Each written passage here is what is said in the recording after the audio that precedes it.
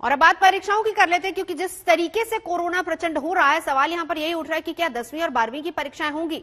तो छत्तीसगढ़ बोर्ड ने 10वीं की परीक्षाओं को फिलहाल स्थगित कर दिया है। तो दिल्ली में अगले आदेश तक स्कूल और क्लासेस बंद रहेगी।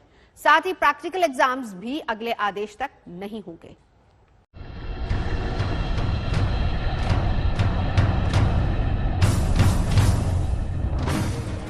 क्या कोरोना की दूसरी लहर में परीक्षाएं होनी चाहिए?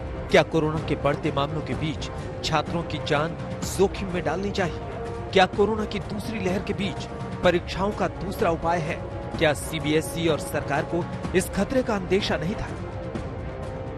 कोरोना की दूसरी लहर जिस तरह से कहर बरपा रही है, रोजाना लाख के पार कोरोना केस जा रहे हैं। ऐसे में छात्रों और अभिभावकों की चिंताएं बढ़ गई हैं। अब 1 महीने से भी कम का समय बचा है। 4 मई से 10वीं और 12वीं सीबीएसई का इम्तिहान शुरू होना है और अचानक कोरोना ने ऐसी रफ्तार पकड़ी है कि बढ़ते केस का मीटर रुकने का नाम ही नहीं ले रहा है। ऐसे में छत्तीसगढ़ सरकार ने तो बड़ा फैसला कर लिया है। कोरोना विस्फोट के चलते 15 अप्रैल से शुरू होने वाली छत्तीसगढ़ बोर्ड की 10वीं की परीक्षाएं स्थगित कर दी गई हैं। कई जिलों में लॉकडाउन के चलते छत्तीसगढ़ में यह फैसला लिया गया है। कोविड के बढ़ते मामलों के चलते दिल्ली के सभी स्कूल, सभी क्लासेस अगले आदेश तक बंद किए जा चुके हैं। दिल्ली में प्रैक्टिकल एग्जाम भी अगले आदेश तक टाल दिए गए हैं। अब सवाल ये है कि क्या सीबीएसई बोर्ड भी 10वीं और 12वीं की परीक्षाओं पर कोई बड़ा फैसला लेगा?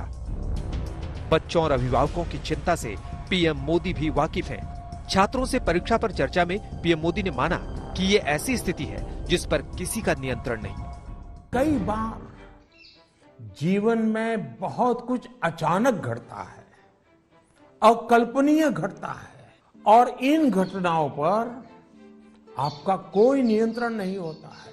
कोरोना में भी हम कह सकते हैं कि बच्चों का, युवाओं का जो नुकसान हुआ है वो बहुत बड़ा है। बचपन के लिए तो 1 साल का नुकसान बड़ी इमारत की नींव में एक खालीपन जैसा है। इस कमी को भरना आसान नहीं। पिछले साल की बात करें तो परीक्षा टालने की मांग को लेकर अभिभावक सुप्रीम कोर्ट चले गए थे। पिछले साल परीक्षा रद्द कर दी गई थी और अल्टरनेटिव असेसमेंट स्कीम के आधार पर नतीजे का ऐलान किया गया। कोरोना की दूसरी लहर पहले से भी प्रचंड नजर आ रही है।